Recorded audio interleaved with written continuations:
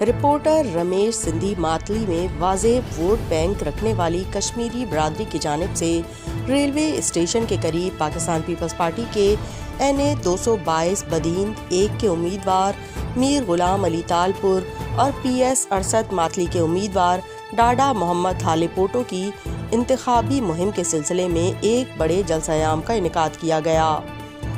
جلسے میں دیگر برادریوں کے افراد بھی شریک تھے۔ امیدواروں کے بڑے ریلی کے ساتھ جلسہ گاہ پہنچنے پر کشمیری برادری کی جانب سے پرتپاک استقبال کیا گیا۔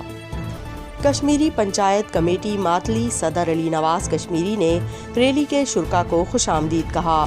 جلسے سے قومی اسمبلی کے امیدوار میر غلام علی تالپور، صوبائی اسمبلی کے امیدوار ڈاڈا محمد تھالے پوٹا، سابق صوبائی مشیر میڈم تنزلہ کمرانی، عبدالواحد تھالے پوٹا اور سابق صوبائی مشیر سید زین العابدین زین شاہ نے خطاب کیا۔